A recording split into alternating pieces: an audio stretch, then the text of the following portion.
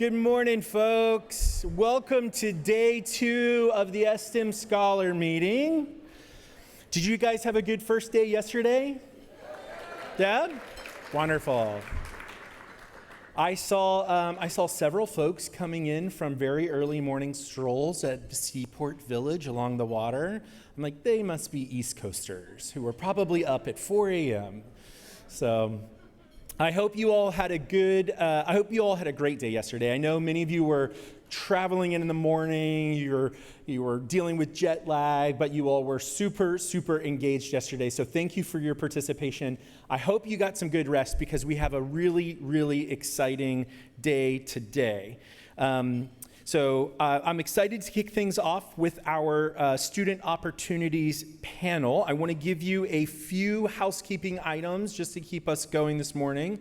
As I think probably many of you heard as you were coming in this morning, please make sure that you're wearing your badge during the conference today. This is your ticket into all of the sessions, so that the hotel can make sure that they keep a secure space for us. So just please make sure you have your badge near you or on you.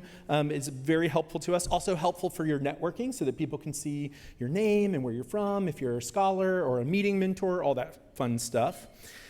Today, right after this session, so we're going to have this really great opportunities panel. You're going to hear from a whole slew of different folks that are going to let you know about different ways you can be thinking about your journey, your STEM pathways, from exciting scholarship opportunities, internship opportunities, research opportunities, lots of different ways you can think about how you continue to build, right, in your studies. You're building this really deep expertise in a certain few topics, right? If you're in grad school, you're really diving deep into a very specific set of expertise and skills. And there's really important ways to kind of broaden your base of expertise with accompanying experiences and skills and opportunities. And these opportunities are oftentimes the best way you can get those skills is oftentimes by thinking about different opportunities. It's also a way to really build your network, right? As you think about interacting with other scientists and scholars and leaders in other different spaces, that whole time you're building out your network of collaborators, of future people you might be working with, of potential job opportunities and things like that. And also just other people that share your passions and that you can work with. So after this session, we have 2 back-to-back concurrent slides or session times. So remember in the Whova app, if you go into the concurrent session and if you tap into that, you'll see all of the concurrent sessions listed. As a quick reminder, if you click into a concurrent session, there's a little blue, under the title, there's a little view map. And so if you're wondering, where is Balboa AB? I don't know where that is, right? If you click there, it pulls up a blueprint of the floor. The floor will be listed in the upper left side, and it'll tell you on the map exactly where that room is. So an easier way for you to navigate. After the 2 concurrent sessions, we are back downstairs in the exhibit hall. And so it's our second and final career and graduate school fair. It's the second time that you'll have an opportunity to meet up with mentors at the Genius Bar. And lunch will be in the exhibit hall for you all. So lunch is provided today. There's a ton of foods that you can move around the room with. We've specifically designed your menu so that you can be networking. I just want to let you know that the food will be available the whole time we're downstairs. So if you come in and there's a little bit of a line, don't worry, the food will still be there. Check out a poster, check out the Genius Bar, check out the exhibitor booths, because the food is going to be there the whole time, so you don't have to spend your time or waste your time in lines. I just want to let you know there's plenty of things for you to do. Another word on that, how many people got to check out the Genius Bar last night? Show of hands. Okay, nice. As a quick reminder, there was a chance for you to sign up for a Genius Bar option with a specific genius. Please, if you have signed up for a spot, make sure you go. Remember your time and go to the Genius Bar because you're taking a spot if you've signed up. Let us know if you no longer need that spot. But I also want to let you know, even if you didn't sign up, we have plenty of walk-in spots available. So even if you didn't sign up for a Genius Bar appointment, you can still go. We'll pair you on the spot with one of our geniuses. You can talk about your research questions. You can talk about CV. You can talk about career advice. You can talk about navigating the culture of your discipline. The geniuses are really there to answer kind of any and all questions. So please come, and if they don't have the answer to your question, my guess is that they will have a vast network that they can connect you to. So it's a great opportunity, especially if you're somebody who's like, I don't know that I quite have the right constellation of mentors, right? We need a group of mentors to help us through our journeys. That's a great space to pick up some mentors in your constellation. Right after the lunch exhibit space, the final activity of the day is we have a whole set of disciplinary networking for you to connect with other folks in your discipline or in a discipline that you might be thinking about doing interdisciplinary work with. And then that will conclude. We'll wrap things up at the end of the day, just at 5 o'clock. And then you have the evenings to explore the city and enjoy this incredible space. Don't go crazy. We have another day, but enjoy. Meeting mentors, just a quick reminder that at 5 o'clock, we do have a meeting mentor only session on mentoring and a space for you all to network and gather. We want to say thank you to you for all of your work, so we will have some thank yous there for you as well. Okay, those are all of the very long list of housekeeping items my team told me. If you have questions, ask us in the app or find us. I'm around, I'm tall, I'm like, used to be ginger, now silver, 7 feet tall, so you can see me, right? Okay, yeah, 7. I said what I said. I'm glad you're listening. Good morning. Okay, so I'm gonna invite up our panelist to come. Please join me on stage, and I'm gonna go ahead and introduce our moderator for today. Our moderator, I'm really pleased to say, is a friend of mine and a colleague, and this just goes to show how important it is for networking conferences like this. Dr. Eddy Conroy, who's coming to the stage, who serves on our STEMnetX Advisory Committee. Eddy and I met working on a Department of Ed grant years and years ago, almost 10 years ago. So you might never know who you will work with, who you'll meet at a professional conference, and has become just a really lovely colleague of mine. We get to work together every now and then on different things, in particular around thinking about how we increase student success through financial aid opportunities and other spaces. Eddy, Dr. Conroy, is a senior policy manager on the higher education policy team at New America. His work focuses on improving higher education policy on accountability, financial aid, basic needs support for students, and ways to enhance access to higher education for older students, in particular college students with children. Dr. Conroy's experience on various higher education issues has been featured in the Washington Post, the New York Times, ProPublica, CNBC, Inside Higher Ed, the Hechinger Report, Higher Ed Dive, diverse issues in higher ed, and the Chronicle of Higher Education.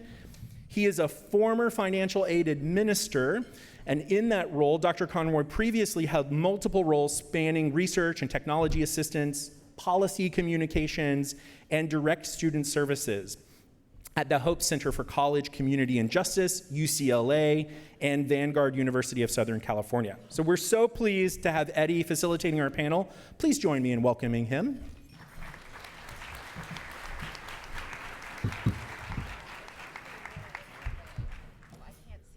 I am not 7 feet tall, it turns out. Good morning, everybody. Travis, did AAAS not spring for coffee or something? What was that energy? We're going to pretend we're in church this morning just a little bit, and we're going to have some call and response. We need a little, just a little bit more energy. Good morning, everybody. Good morning. See, now I feel loved. And really, I do this to feel loved. That's the only reason I'm coming here to talk to you today. No, I jest. Thank you for a lovely introduction, Travis, and thank you all for being here and for being amazing students who are working really hard and giving us and all of my colleagues on the panel an opportunity to talk a little bit about some of the ways that you might be able to get additional support. So like Travis said, I am on the advisory board for this work, which it's really been a privilege to come to the conference every year, to see all of the amazing things that you're all doing, but also to get to see where I can facilitate opportunities for you all. And I think the most important part of what Travis talked about in my biography is that I'm a former financial aid administrator. I started my career in higher education working in financial aid, and what we're going to talk about today is a lot of very financial aid related things of internships and scholarships that can help you on your journey either as an undergrad or as a graduate student, or even as you sort of are moving out of that space and trying to enter the workforce. So a couple of things before I start to go down the panel. We're going to do lightning talks. We've got about 3 minutes for each person to talk about the program that they work on or lead, or in at least one case are actively receiving support from. And then we're going to have lots of time for questions. So if you have a question, hold on to it, or you can put it in the Hoover app. You also, if you see somebody has already asked a question that you would like an answer to, you can upvote it. So you can tell us, if lots of you upvote it, this is going to be part of how we decide which questions to pull. So somebody's already said, I want to know more about this thing. That was what you were going to ask. Just give it an upvote, and then we'll see what are sort of the most popular questions. Unfortunately, because of government shutdown, there's a couple of people who are not with us today. I'm going to briefly touch on their areas that they were going to touch on, but also in Hoover there is a summary document for all of the information, so especially the basics of application deadlines and things like that. So as you're sitting there and eating breakfast and drinking your coffee, don't feel like you have to furiously capture every single point that everybody makes. Check out the summary document that has those essentials like application deadlines and things like that. So, and then let's see. My one little piece of wisdom before I hand off to Olivia is, as you're thinking about scholarship applications, internship applications, graduate work, is to start much earlier than you think. There's going to be lots of application deadlines sort of thrown out today. Some of them start as early as December or maybe even sooner, and there's often a lot of work that goes into a good application. So my consistent advice for students throughout my career who are trying to figure out how to garner additional support is, if you think you need a month to work on those applications, give yourself 2 months. If you think you need 2 months, give yourself 3. Always start earlier than you can. So that is let me see here. Oh. There we go. Okay, so with that, we will go to our first lightning talk. With Olivia, all the way down at the end. Would you like me to come up there or speak from here? We can go from there. Okay, yeah. Excellent. Thank you, Eddie. Hi, everyone. Good morning. It's so lovely to be back here. I was able to speak to a group of you 2 years ago, and then I had a baby, so I took a year off, who was actually here with me on this trip, which is really, really nice. But it's always so fun to see everybody out in the audience here, and I hope you're enjoying your breakfast. So I'm Olivia Monahan, and I direct the Mass Media Science and Engineering Fellowship at AAAS. I also, prior to taking on that role, worked with the Science and Technology Policy Fellowship, which both programs sit on our immersive fellowships team at AAAS. So I'm going to talk a little bit about both of those today. All right, so first up, the Mass Media Fellowship. Part of AAAS's mission is to build trust between scientists and communities. And through this fellowship, we provide a bridge for scientists to engage with the public through journalism. So it meets a critical need to infuse journalistic spaces, newsrooms with scientific talent, but also offers a professional development opportunity for scientists that might not receive this sort of training in their traditional academic path.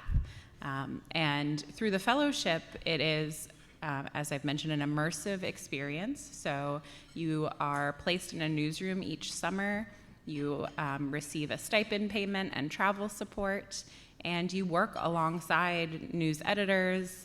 You go out in the field and do field reporting, and you get a whole slate of clips for your newspaper. You could work at places like the LA Times, the Idaho Statesman, NPR. And each summer, we bring in about 20 fellows to have this amazing experience, and many go on to serve in science communication roles after the fellowship.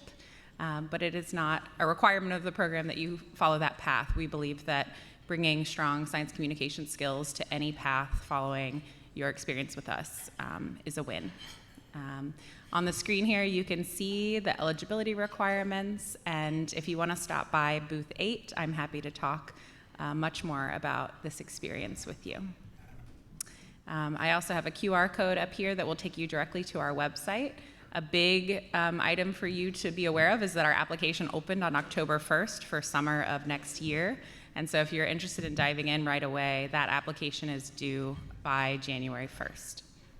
A few of the things that you'll need to think about are putting together some application materials, including a writing sample. And you might want to engage with your campus newspaper or a local paper to kind of get some experience. This other program is for folks that have a PhD, and so I'm looking at you mentors. If you want to take a sabbatical and dive into this right away, that application is due November 1st. And this places scientists in the federal sector, and we've also expanded recently into non-governmental organizations. If you want to stop by again, booth 8, I'm happy to talk more about this opportunity with you all.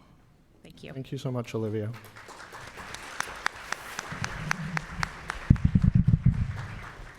And so with that, we will pass on to Delaney Medina from California Sea Grant Fellowship. Delaney serves as the fellowship program coordinator for the California Sea Grant, where she manages a dynamic portfolio of coastal and marine science fellowships spanning policy, research, and education. Delaney, over to you.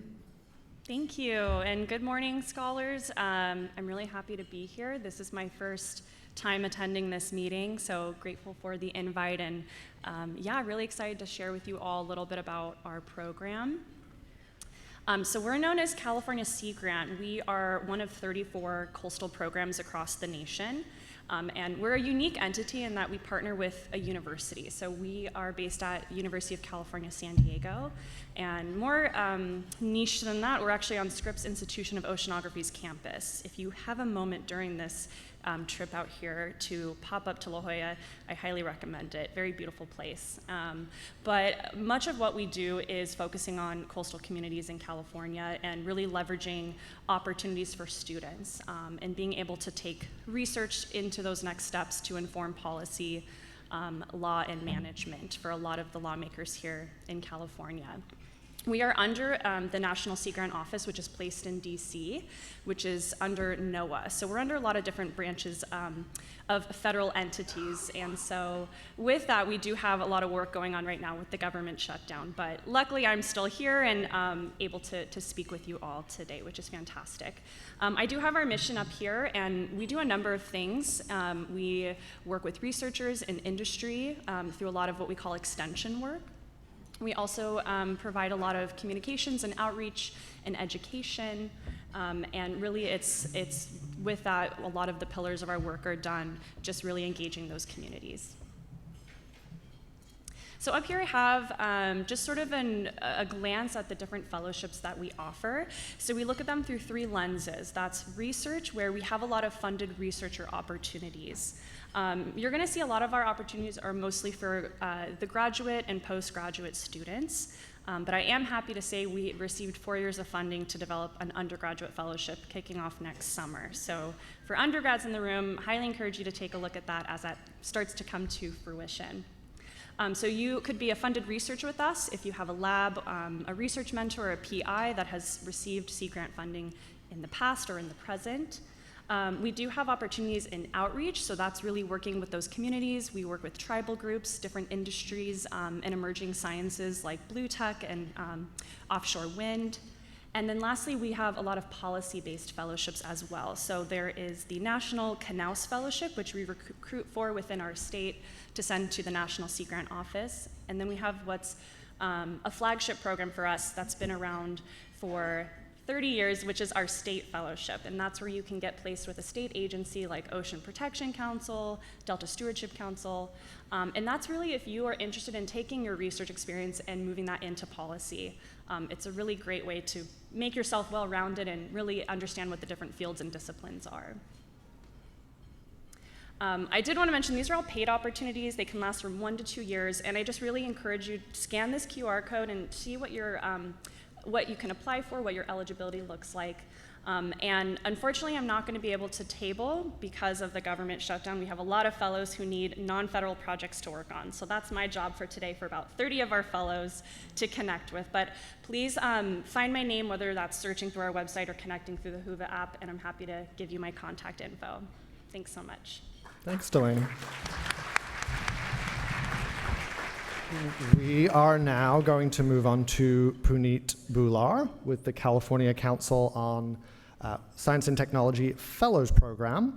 Puneet is the Director of Policy Engagement for California Council on Science and Technology, where she contributes her training and experience to the delivery of CCST's science services, support policy, and outreach efforts. She also directs the CCST Science and Technology Fellows Program as part of that work. Puneet, over to you. Thank you. Well, you did my intro, so I'm going to skip over all of that. So CCST was created by the California State Legislature to help advise the state on science and tech issues. And I think one of the most direct ways we do that is through our fellowship program, where we're placing PhD scientists in legislative and executive offices for a year of public service.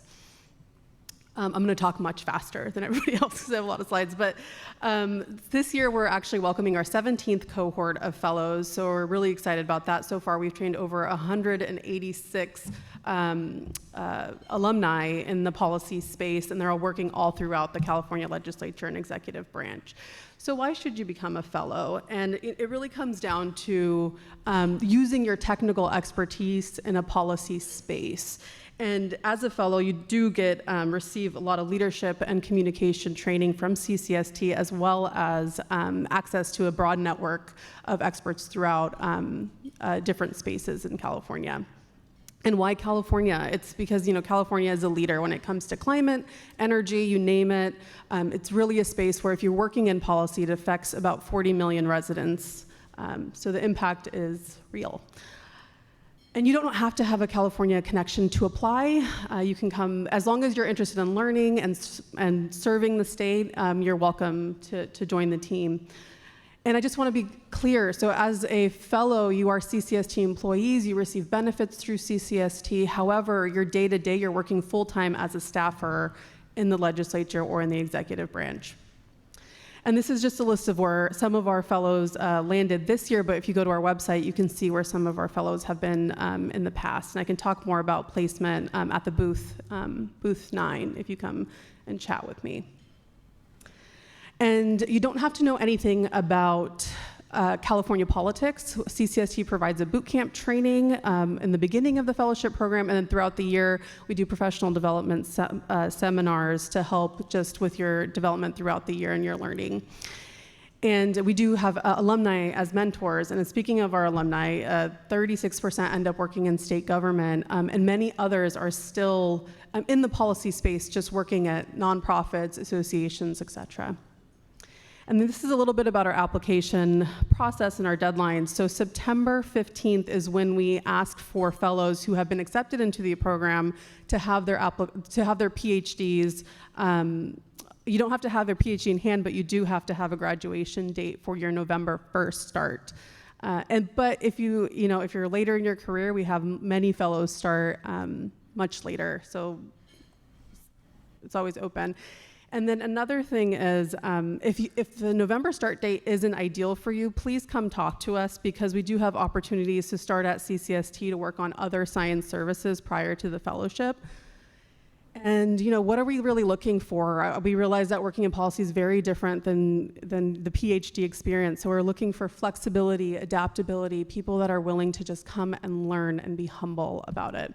And for more information, please come talk to me, or you can email our Science Fellows Program Manager, Bethany Hopkins. Yeah, thank you. Thank you, Puneet.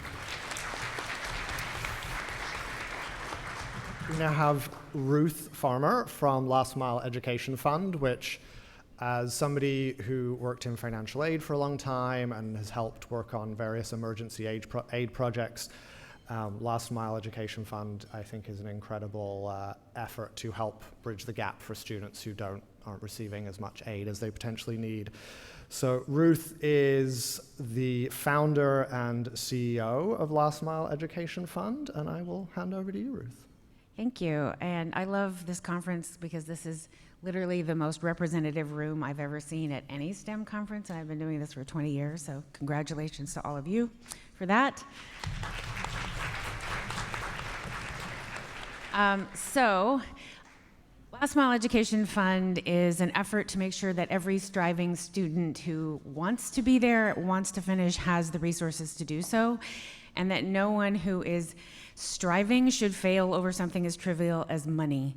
And it turns out annually almost 14,000 juniors and seniors in computer science or engineering leave college not because of academic challenges, but because of small financial shocks like not being able to pay their rent, having their laptop die, losing their home in a natural disaster, things that should not be a reason why you should fail.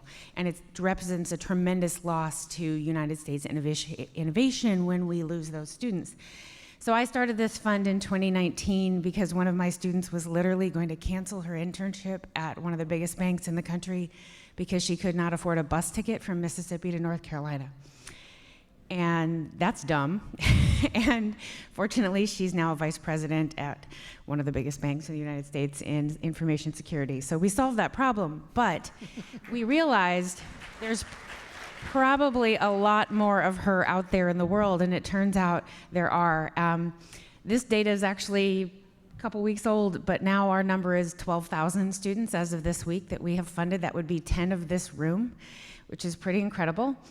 And our funding is totally different. There are no deadlines. You can apply anytime, any day, except today because our website's being rebuilt today. Timing was not great on that. And so there's no deadlines. There's no GPA requirement. We don't even ask for your GPA because if you've made it to your junior year in college in STEM, we think you've kind of proven yourself and you don't need to jump through a bunch of hoops. We ask for a transcript and your FAFSA form. You can receive between $595, so that's like an emergency, I need some cash, we'll get that to you in like 3 or 4 days. Or if it's a big thing like tuition or rent or getting to your research experience, then we'll do a quick interview, and it's usually 3 weeks or so to disperse those funds. This funding is not a scholarship, it is not a grant, it is a gift. It is a tax-free, unrestricted gift to you. We don't give it to your school. We give it to you directly so it won't disrupt your financial aid or any other opportunities you have going. And it can pay for anything you need to pay for. We don't police what you do with the money. And if you have been funded by the Last Mile Education Fund, please raise your hand. I'd love to know if you're here. Yes, there's 1, 2, 3. Okay. So just want to make sure you all know that this is not a scam. I know it sounds like a scam, but go on Reddit. There's a whole Reddit thread about it. We're not a scam. We really are just trying to completely change the way you think about who has potential and how we invest in that potential and move everyone forward that we possibly can. Thank you.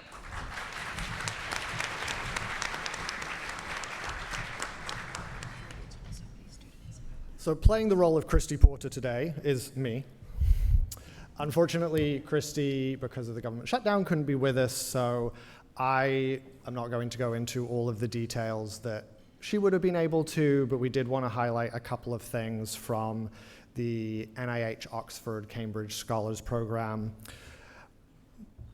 One, I might be biased, this may already be obvious to everybody, but I'm from the UK originally, and if you have the opportunity to go and study in one of these programs, it's an incredible opportunity to go experience something different, something new, another country, and 2 of the best institutions in the world as well.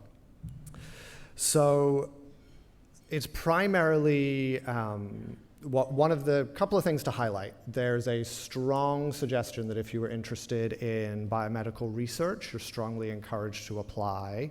You do have to be a US citizen or a permanent resident.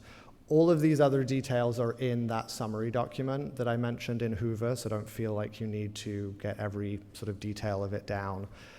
The one thing I think especially to think about with this is the application portal closes on December 1st, which allegedly, I'm still in shock about this, but allegedly it's October now, so that's not that far away. So if this is something you're interested in, I would advise starting to think about it fairly quickly, because 2 months feels like a lot of time, but will go by very, very fast. Let's see. Okay, with that, we will move on to Dr. Rama Bala with STEMnetX, Chance to Change Lives. Dr. Bala is the president and CEO of Chance to Change Lives, a nonprofit organization with a pay-it-forward model to mentor and develop the next generation of leaders and knowledge creators in STEM fields, which hopefully some of whom will come from this room. Good morning. How are you all doing? Great.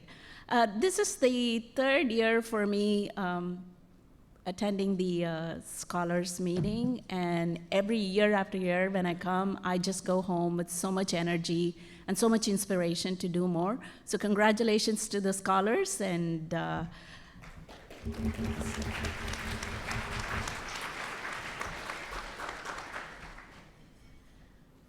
so STEMnetX is the STEM initiative of our foundation called Chance to Change Lives. It's really a way to help students pursue STEM fields and also think about them as future leaders of STEM fields, because our society needs not only scientists and technology experts and engineers, but we also want leaders who advocate for the STEM fields. So this picture right here is a group of our most recent cohort. Many of them are here in this room. I'm so happy to work with an exciting group of STEM scholars.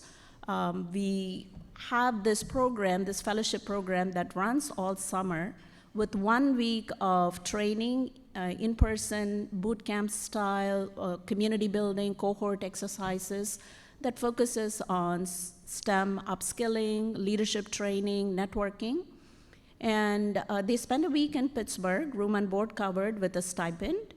And at the end of the experience, the students are inspired to do research, and they find a mentor at their home institutions or otherwise to do research that summer.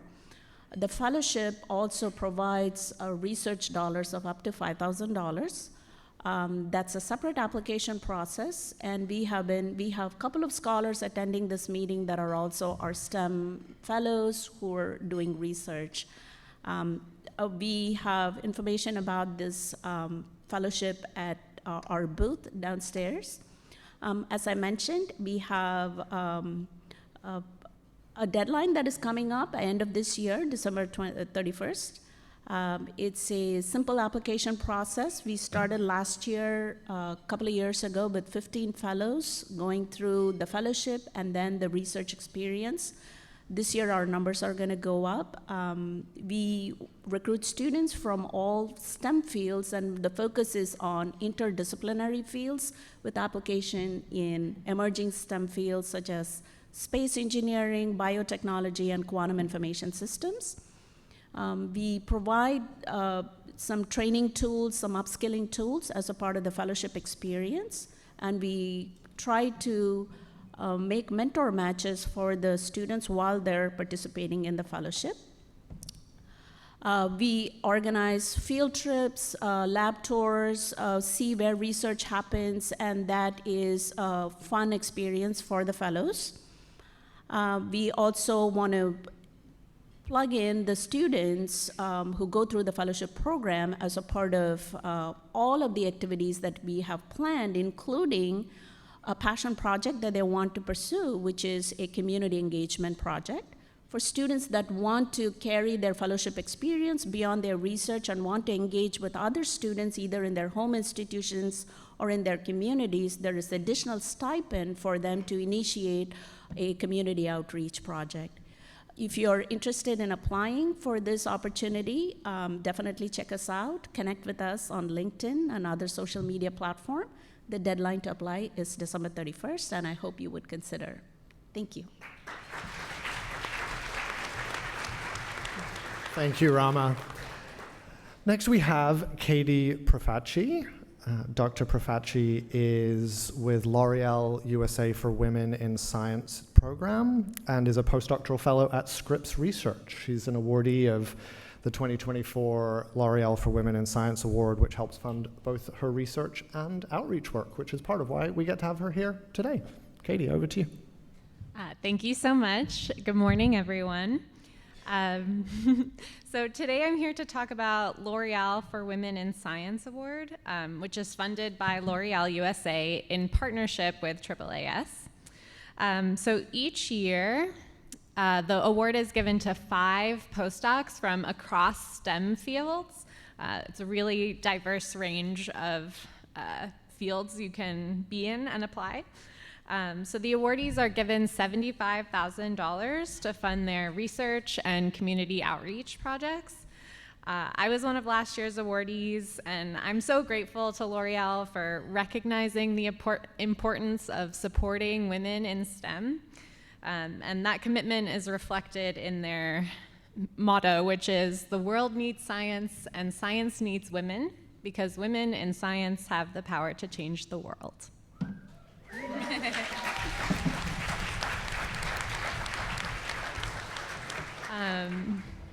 So I'm going to go through a few more of the details of the award. So it's a really unique award. A lot of fellowships really mostly cover just your postdoc salary or graduate school stipend. But this award is unique because the money can really be used for a wide variety of things. It's pretty flexible, so you can use it to hire an intern to help make your projects go faster, or to fly to a conference, or for a new laptop if you need it. And an amazing thing is up to 10% of the funds can be used to fund a community outreach project that is important to you. So that is one of my favorite parts of the award. The award, there's actually an award ceremony where you receive your award. And leading up to that ceremony, there's a week-long session where you get to interact with women in leadership roles, both in science and at L'Oreal. So one of the pictures there is me receiving my award from 2 of the top women at L'Oreal, as well as the MC that night, who was astronaut Kelly Girardi, and I was very starstruck. And an amazing thing, it's pretty rare with science awards that your family is included in any celebration. So in this award, your family is invited to the award ceremony. That's me with my family. That was really special to me. And I also got to meet a bunch of the scientists who actually do research at L'Oreal. So one of the pictures is the 5 awardees from last year with some of the scientists at L'Oreal who do things like trying to understand how moisturizers affect your skin hydration, which we got a cool demo of. And you have additional opportunities through AAAS, which is why I'm here today. You do have to be a US citizen or resident. You have to be in a postdoc, so have already earned a PhD or equivalent degree.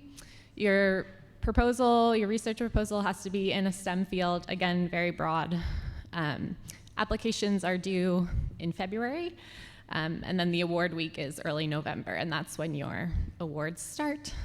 I realize this is probably kind of far down the line for many of you, but think about it for the future. Pass on the information to a postdoc that you know. Come visit me and Rachel at booth 5. And also, as a postdoc, happy to take your questions about navigating the academic career in general. Thank you. Thanks, Katie.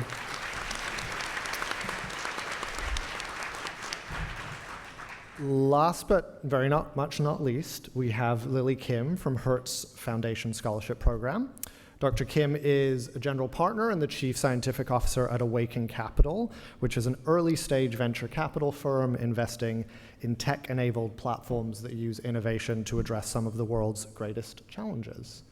Dr. Kim is a Hertz Fellow and earned her bachelor's and master's of engineering degrees in electrical engineering from MIT, as well as a PhD in biomedical engineering from the Harvard MIT Division of Health Sciences and Technology. A clear underachiever. Lily, over to you.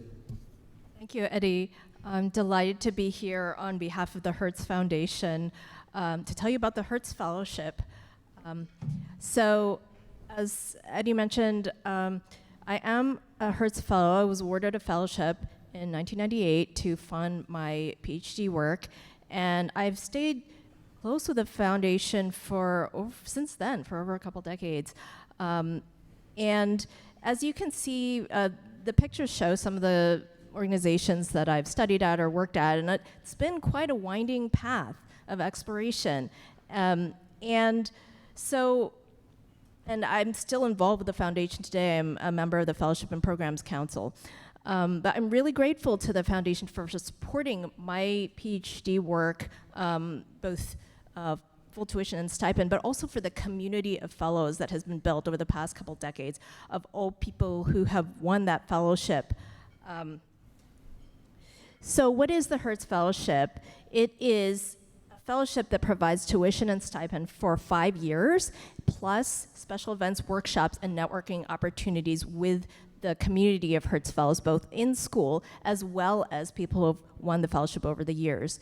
The foundation is really looking for our nation's most promising science and technology grad students, and this covers many different areas in applied physical and biological sciences, math, and engineering. And the foundation is really seeking people who have that creative spark and drive and talent and ambition to tackle some of our nation's greatest challenges. So if that speaks to you, please do apply. It's open to US citizens or permanent residents. If you are in your last year of undergrad or first year of PhD, that's the time to apply. The applications are open now for this year's cohort, and the deadline is October 31st. So if you are interested for this year, I would start your application immediately. What you need to do is there are research and personal essays involved. You have to describe your previous research experience, provide transcripts and references. So 4 references are required, which is part of the reason you definitely want to start preparing your application early. And we are really excited to hear from students like you. There's a QR code, and the best way to learn more about the foundation and the fellowship is to go to the website where you can learn about applying, where you can contact the foundation for more information. There's also a wonderful YouTube channel with many videos by current and former fellows about the programming. It shows you some highlights from the summer workshop, which is an event each year where students, current fellows, get to interact with each other in workshops, but also with former fellows. And we also have a table at this afternoon's fair, so I will not be there, but a current fellow will be. So please do come to us with any questions. Thanks, Lily.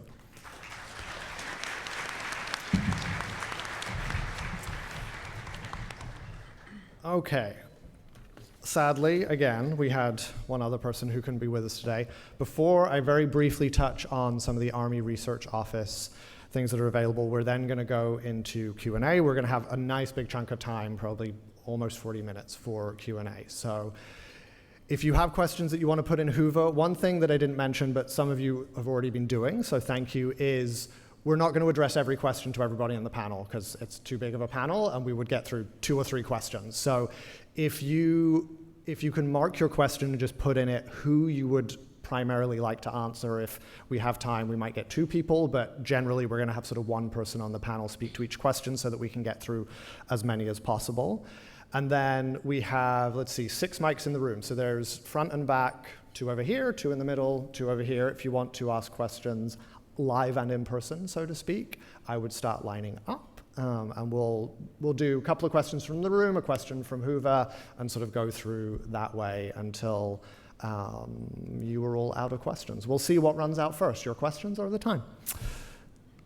So the U.S. Army Capabilities Development Command is essentially the Army's research laboratory, and I'd love to stand up here and tell you all about it, but I don't really know much about it. So what we are going to focus on is the deadline for applications primarily for the Summer Student Experience Program, because if you are If you are in ROTC, then their summer internships might be interesting, but you already have to be in ROTC to be eligible for that, and that's usually a whole much bigger decision. So the summer internship program is opportunities for students and engineers from bachelor's degree through to just before your PhD, if that's something you're engaging, to look at research problems that you were interested in, but also the military is interested. The deadline for those applications is February 28th, so you do have a little bit longer than that if it's something of interest. And again, there's more details in that summary document in the Hoover app that we had. Okay, we have a bunch of time for Q&A. And while people are, if you want to start going to mics, please do that now. But we're going to start out with sort of one question for Olivia, putting you on deck, about what are the ways, we've talked about a lot of different programs today, and something that I think you should all take away is the enormous diversity of the things you can do, regardless of what degree you're studying for.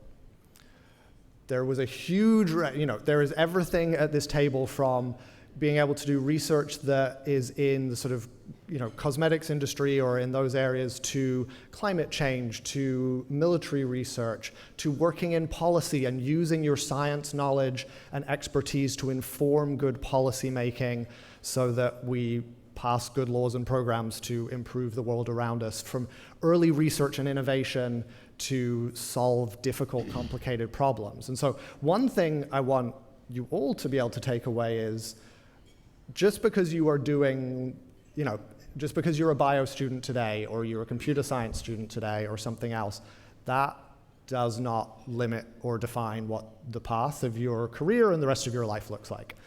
I have a degree in political science and wrote an undergraduate dissertation about Pakistan's nuclear security.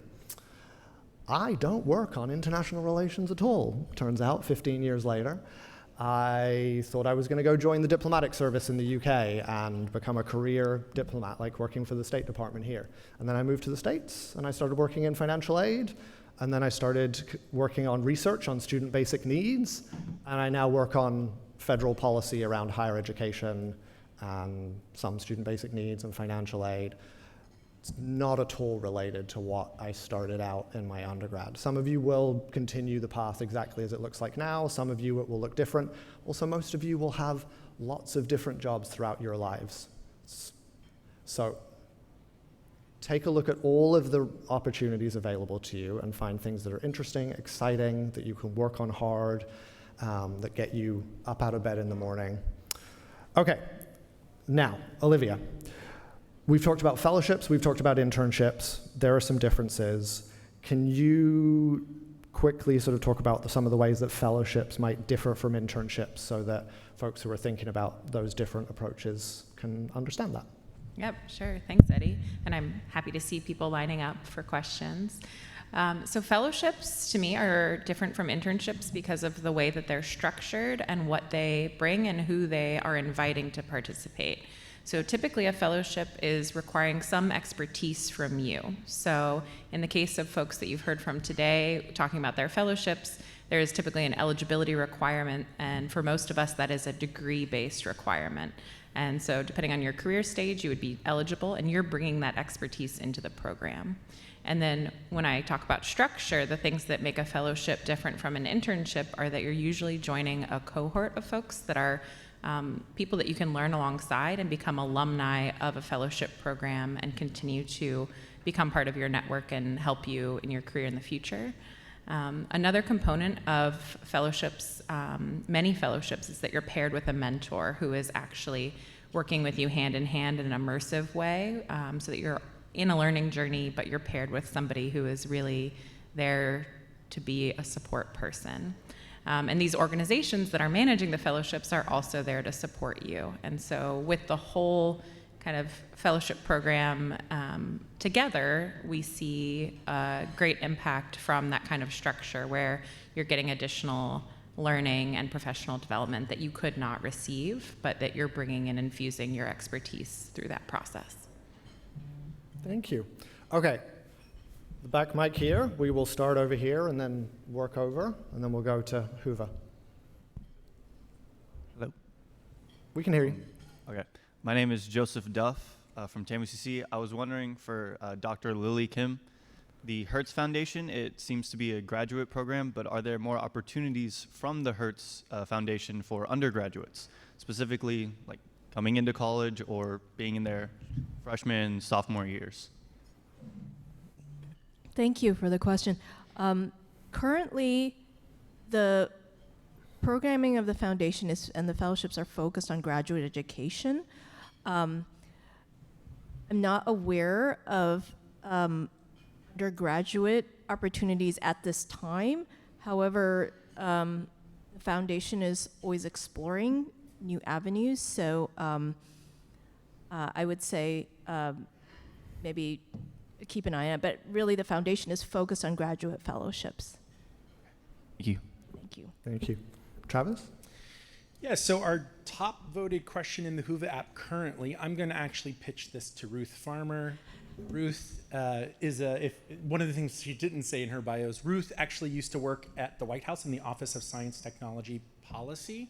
So I think you might be well equipped to answer this question.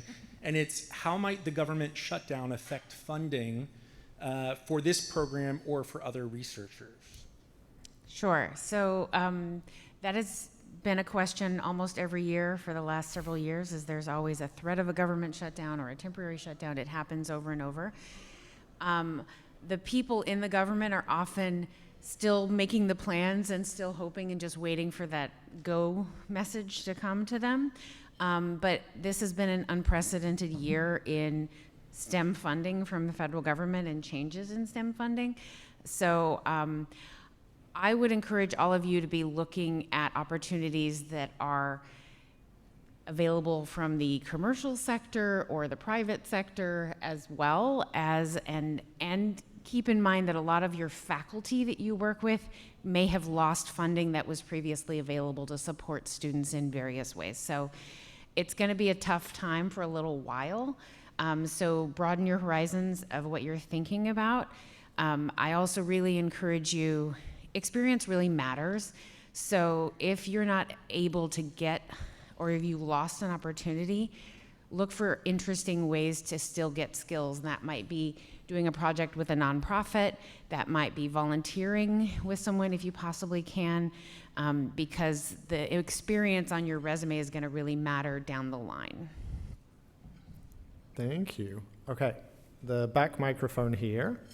Hi, everyone. My name is Austin Crocker from Bemidji State University. First, thank you all for being here. It's really good to see people who've already reached the goals that we're trying to achieve be there and looking back, and it's something to remind us that it is possible. Partially answered my question with the last question. So to modify it a little bit, with a wide range of experience and like socio-political things you've all faced, what is a personal piece of advice or wisdom you would give for maintaining resilience through unprecedented times such as these? It's change is the only constant, and I know that it's looking at the room and leaning on the people that you build these relationships with and are willing to be open with and know are all facing the same things and kind of find a way to conquer them together. I'm just wondering, general question for the panel since it already answered my other one, what life has given you experience in that? I feel like I need to pick on people for this one. This isn't an easy one. No, it isn't. Lily, can I pick on you a little bit? Sure. That is an excellent question, and I'm not sure I have, it's hard to have a single answer. There's so many different potential approaches. As you say, we are living in times where things are changing so rapidly. I think as a young person, the more you can expose yourself and learn about varied things and gain sort of a skill set, a variety of skills that could be useful in multiple different directions, basically making yourself, creating optionality for yourself in the future, perhaps as an approach. I could add one more. Please. I would encourage you to keep up with the networking, because you never know the person that you meet at a conference or even a guest speaker at your home university. You never know where those connections might lead you to opportunities that you may not even be thinking about.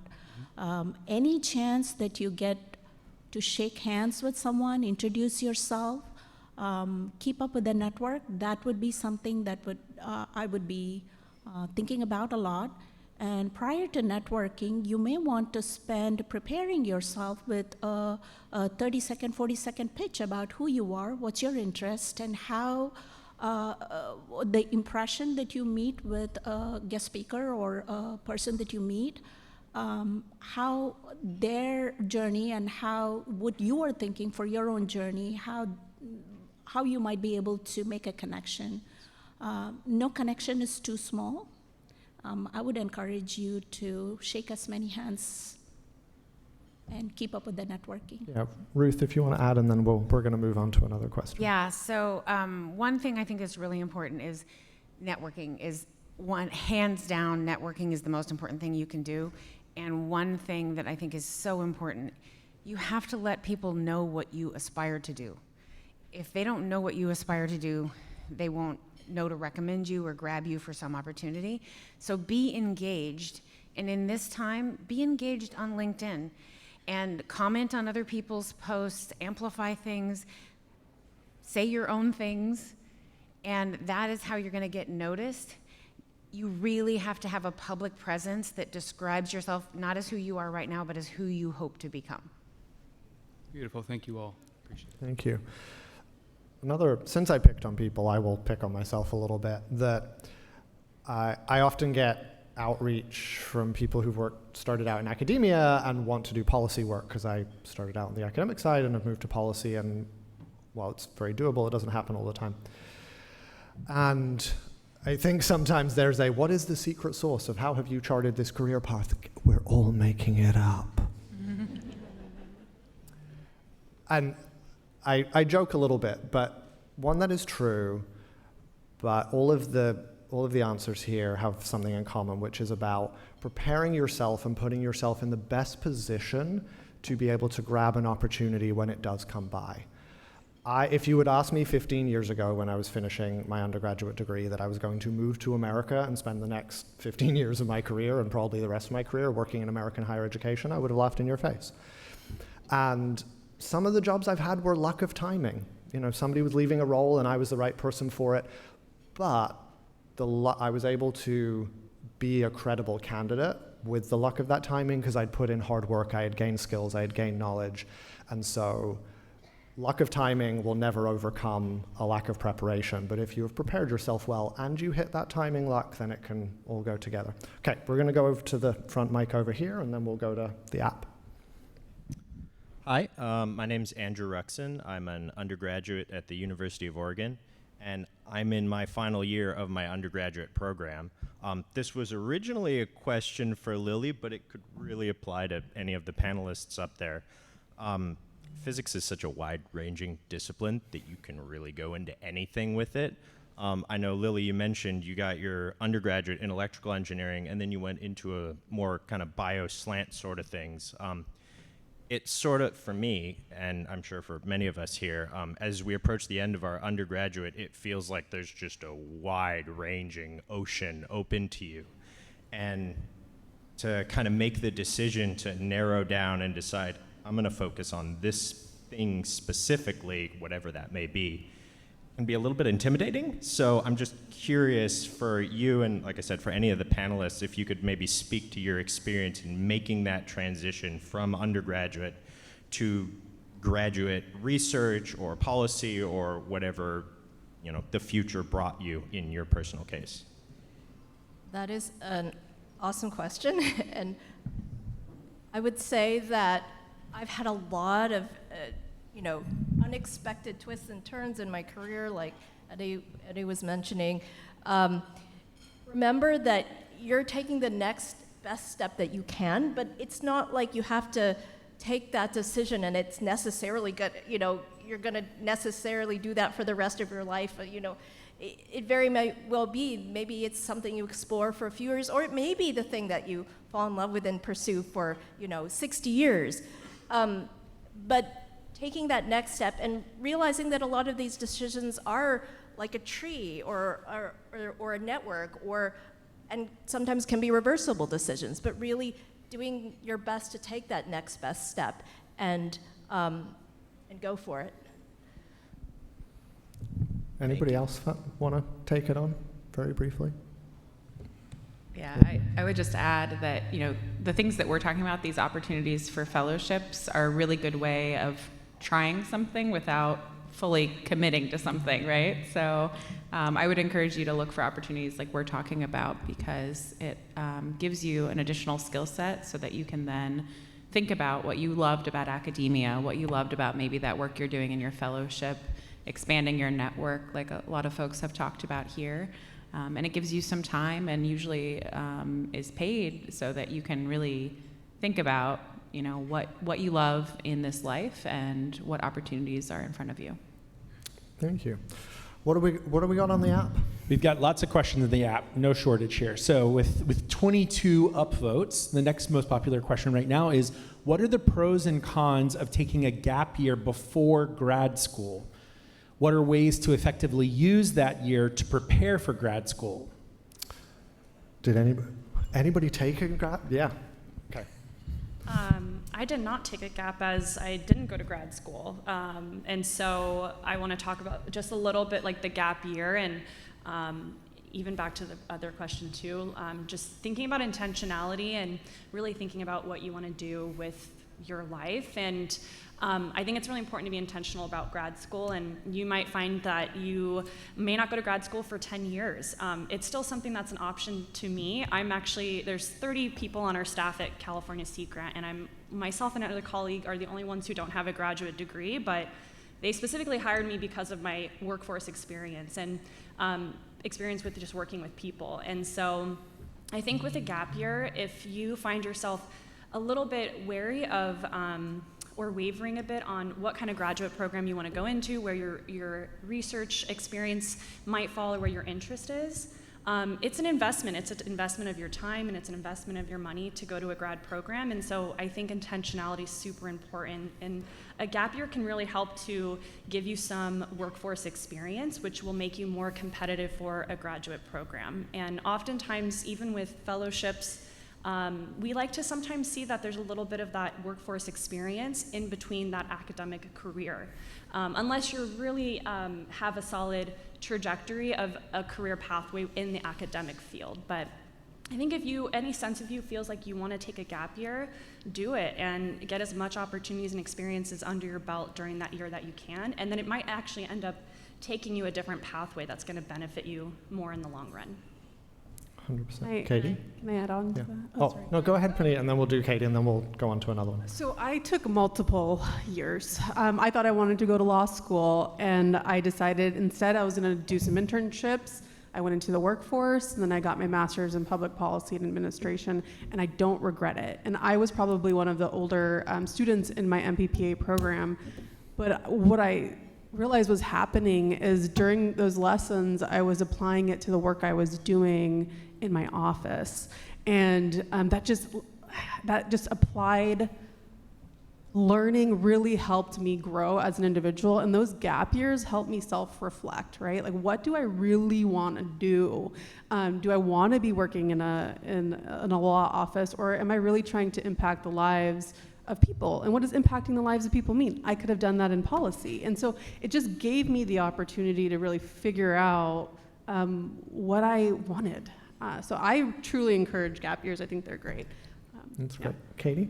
Yeah, I also really encourage it. I didn't do it. I went straight from undergrad into a PhD program, and I ended up choosing the wrong PhD program for me, I think, because I just didn't understand what I wanted. I ended up transferring and sort of starting all over. So I highly recommend taking a year, maybe working in a lab.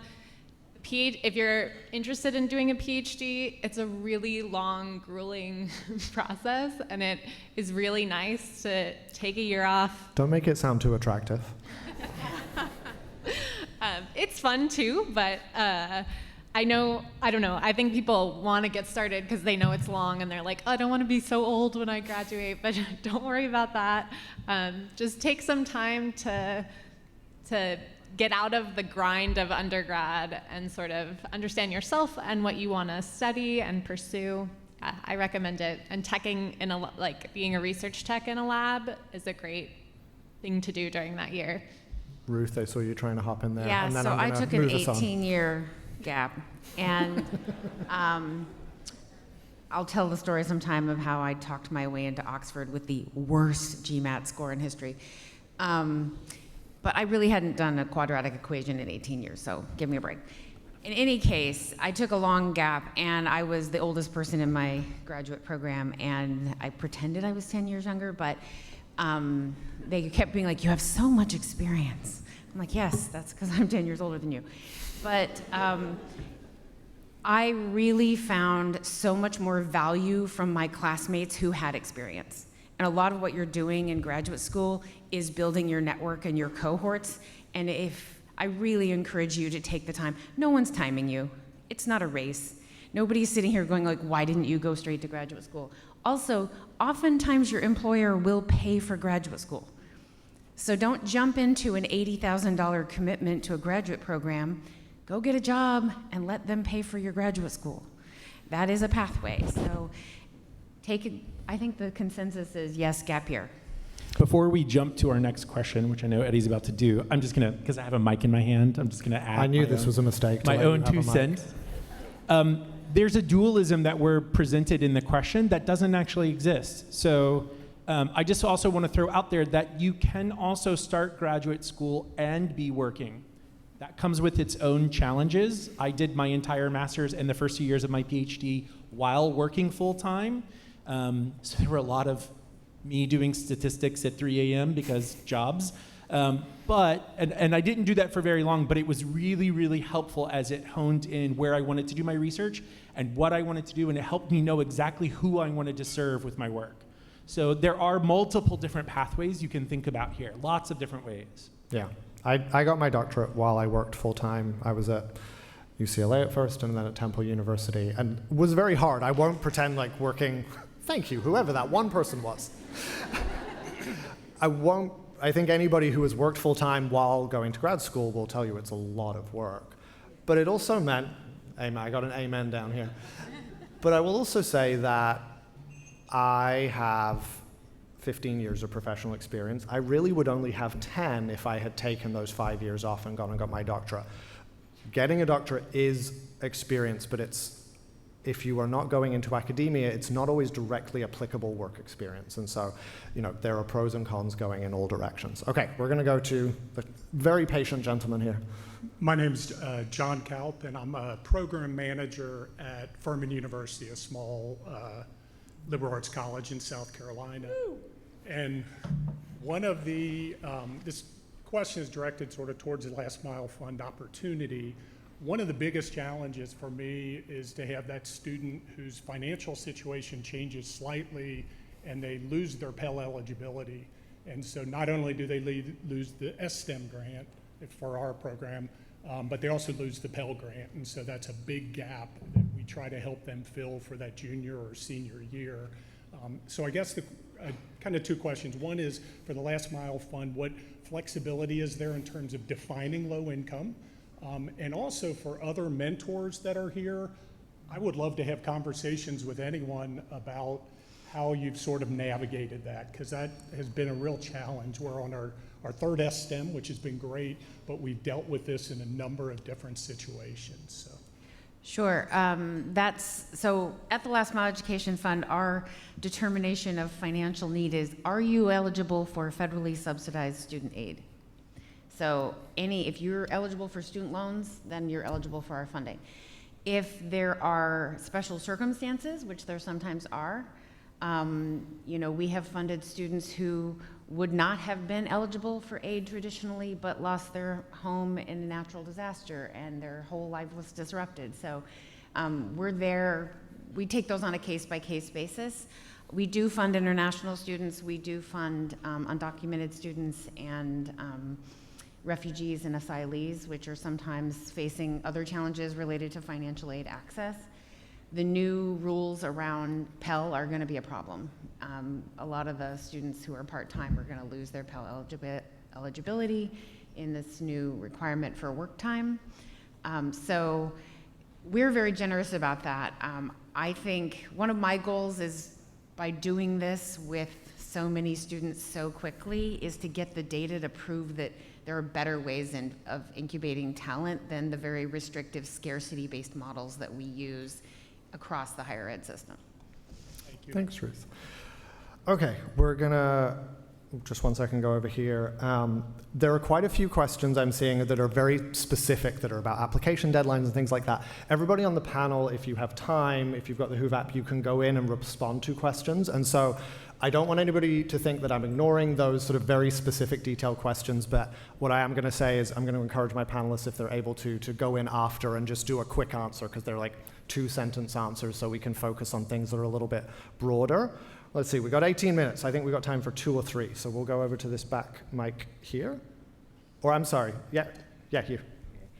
Hi, I'm Victoria. I'm also from TAM UCC, and the biggest question I had was, what made grad school so hard? Was it the academic requirements? Was it the time management? What made it so difficult?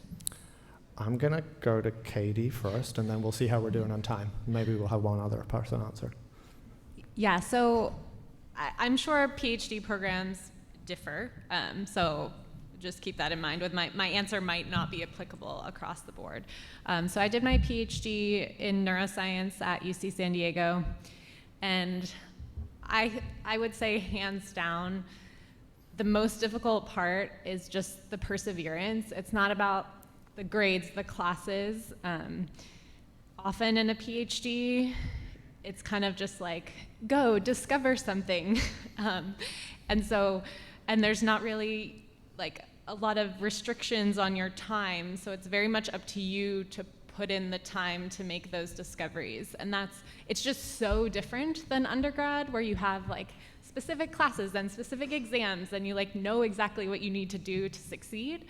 And it's just a very different, it really takes a lot of creativity and perseverance. And so it's kind of very different than the schooling you've done so far, I would say. Something that I tell a lot of my mentees and students that I've worked with, that getting a doctorate, really no matter in what field, yes, you do have to be smart, but they are tests of endurance often in some ways, and I don't mean that in a bad way, but that you have to be committed and really interested in spending a very big chunk of time looking very deeply into a narrow or one issue. And so sometimes the endurance matters as much as intellect. Oh, I would say more. Yeah, far more. It's not about how like super smart you are. It's about perseverance and creativity. Yeah. Okay, we're going to go to the center, and then we'll do one more from the app and see where we're doing on time. Hi, my name's Claire. I'm a master's student in Southern Illinois University, Edwardsville.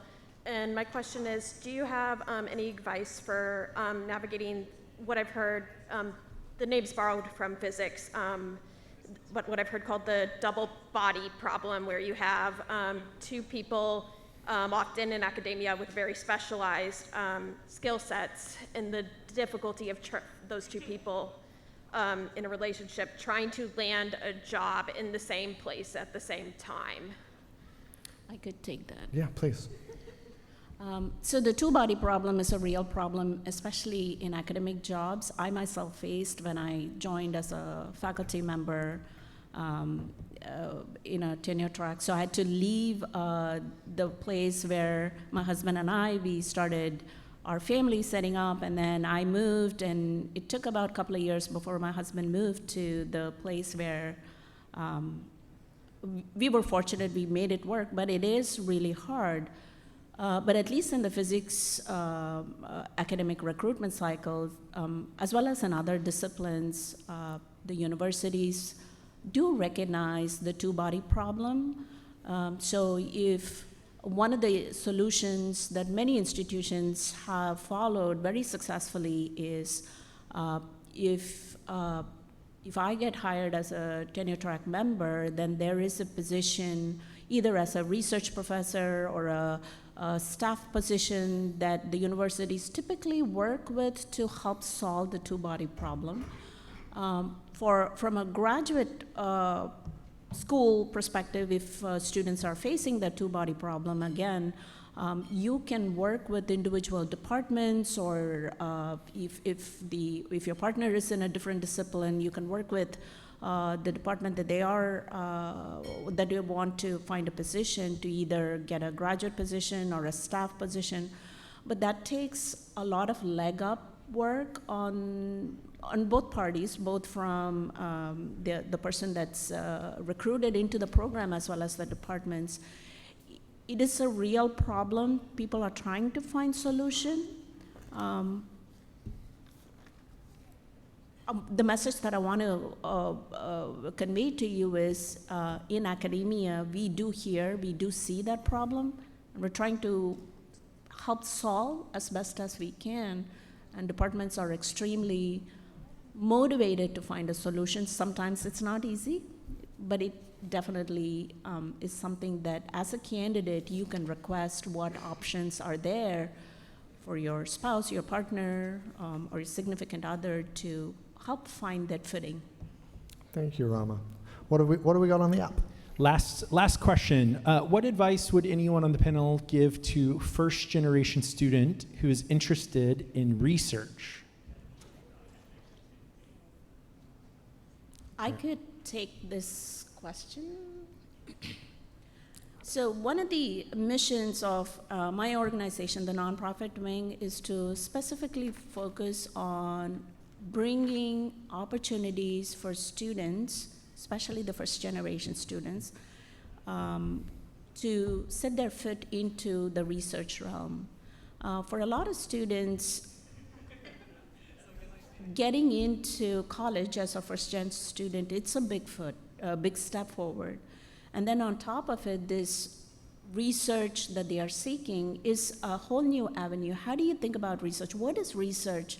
When I talk to some of the scholars who are our fellows, the most intimidating question is that imposter syndrome. Can I do research? Where do I get started, right? So fortunately, there are several tools from national organizations, whether the American Physical Society that I am a member of, they puts a set of tools, an inventory list, if you will, to tackle with what are the first steps to initiate research, who do you talk to, who are the staff members that you can connect with, how do you go talk to a professor about a research. From my own experience, having worked with several students, I host pizza evenings where I invite students who may not know what research is about, and I tell a little bit about what is my own research in my lab that I'm doing is about.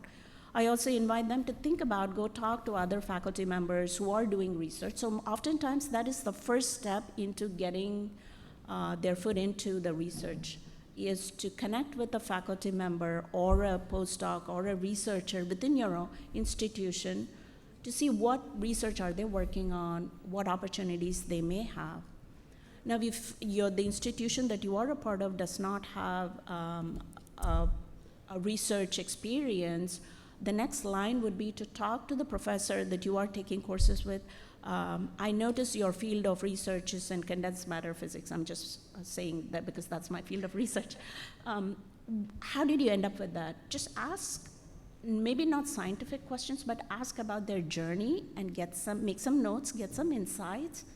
That is interesting. As an undergraduate, she had a conversation with a person. Maybe at a conference I can meet a fellow physicist or a chemist or a biologist. Maybe I can just go ask about their own journey. So take opportunities at conferences, events, guest speakers when they come.